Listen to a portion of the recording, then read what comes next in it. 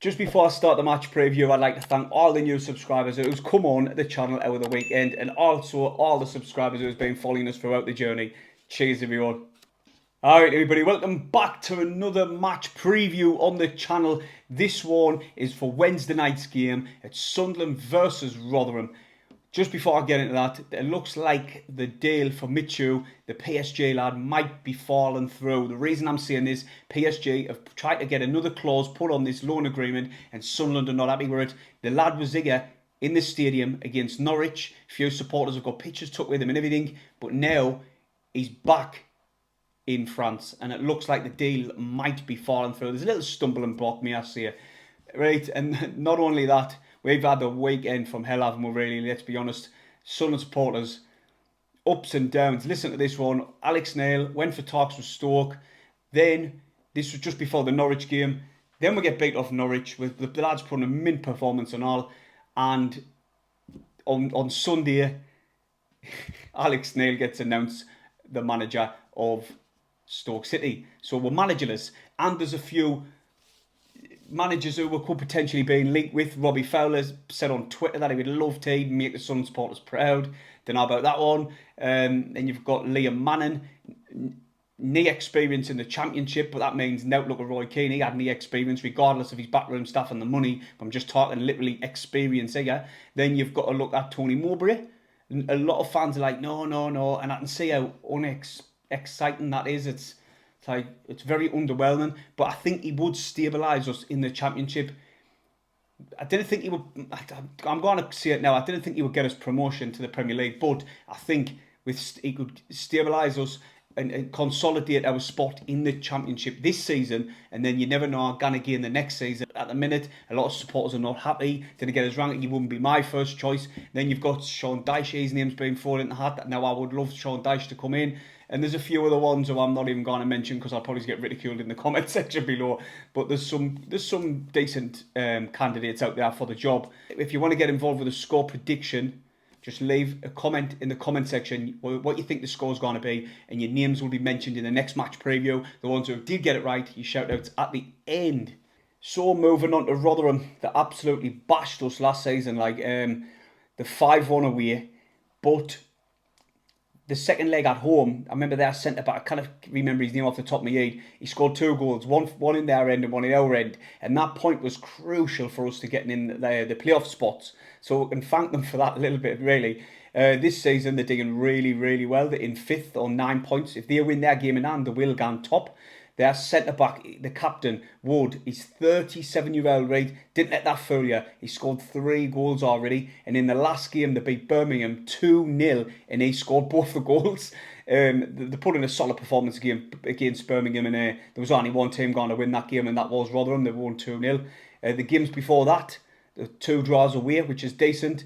1-1 against QPR and 0-0 against Preston. So it was decent to get points away. Sunderland supporters will probably take your hands off at a draw at them 2 places. Let's be honest, first time in the Championship, you know what I mean? And the game before that, they absolutely smashed Reading. And I think Reading now, since then, they beat Reading 4-0. Since then, I think Reading's now near the top. I'm sure they were first or second. I'm not 100% in it, quarters on that one, but I'm sure the first or second. I probably should have looked before this, let's be honest. Up top, I remember they did have last season, and I was very surprised that he didn't stay at Rotherham, and I think a lot of Rotherham supporters were proper pissed off the fact that he went. Michael Smith, he scored 19 goals for them last season in the Championship. Ex-Geordie and that, he was the bell end who ran down, celebrating with his hand up like Alan Shearer when he beat us 5-1, and they beat us 5-1. I was thinking, oh, look at me, Newcastle, look at me. That's what he was like, you know, one of them really. But nonetheless, he left them for Chef Wed. And I'm sure I seen one supporter burning the Rotherham top with his name on. I'm sure I did. But listen, they've got some other good strikers. Connor Washington is experienced striker. He plays for them. So we've got to keep an eye out them. But for me, they've got another striker. Apologies if I butcher his name. Ogben. He has scored 3 goals for them this season as well. Apologies if I butchered his name. But the one we've got to keep an eye out, especially from set pieces, is Wood. He scored, like I say, he scored in the 2 goals against Birmingham, and he also scored against in the 4-0 against Reading. So we have to keep an eye on him, I think, especially on set pieces. Put Ross Stewart on him. But moving on to the lads, against Norwich, they were absolutely spot on.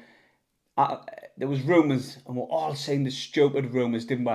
When someone was putting the audio around saying, oh, apparently Winchester's mate said they went steaming into the office and says, well, I'll want to leave if Alex Neil can't. Bullshit. Because all of us were thinking, well, if that's true, against Norwich, they're not going to put a performance in and we're going to get battered. And that wasn't the case. For 70 minutes, we were the better team, and it looked like we were only the one going to be getting the 3 points.